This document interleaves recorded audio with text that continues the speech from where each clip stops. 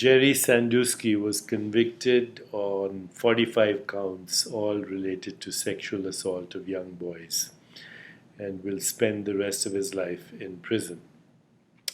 How do we understand how such behavior arises? Pedophilia is not new, particularly in institutions and even in religious institutions. We have the Catholic Church that remains behind times in its attitude towards gay marriage, remains behind times in its attitude towards empowerment of women in religious institutions, and yet hides pedophiles in its clergy. How do we explain this?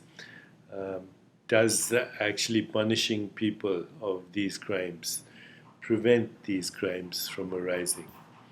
Is it simple criminal behavior, or is it a psychopathology that goes deeply into a history of abuse in childhood and trauma in childhood? How do we handle situations beyond condemning them and try to prevent them in the future?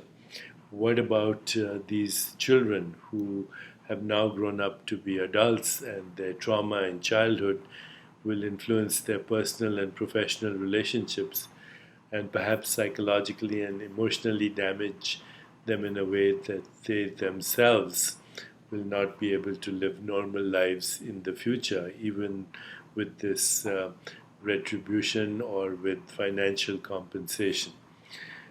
Outright condemnation as a criminal will not suffice.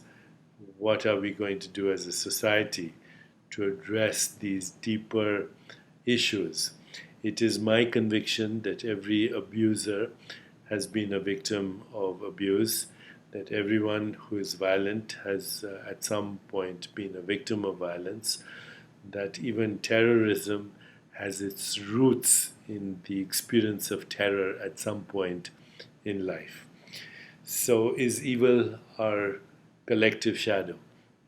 And before we start throwing stones at those who have been caught, can we look deeper at the collective psychosis that gives rise to these kinds of behaviors in a few amongst us? Can we also begin to understand the root cause of these behaviors in a more compassionate and understanding way, so that the cycle is not repeated as it keeps getting repeated over and over again? In short, what can we learn from the Jerry Sandusky case? I would love to hear your responses. Let us elevate this conversation so that we can have some insights into the roots of psychopathology in individuals, which in turn have their roots in our collective psychosis, which we take to be granted, which we take for granted and call normal. What we call normal in our society is actually the psychopathology of our collective consciousness. That's my opinion. I don't have the answers, but I think the conversation could help us at least get some insight together so that we can look at this problem in a more creative way and look for solutions in a more creative way than just simple condemnation of those that are found guilty.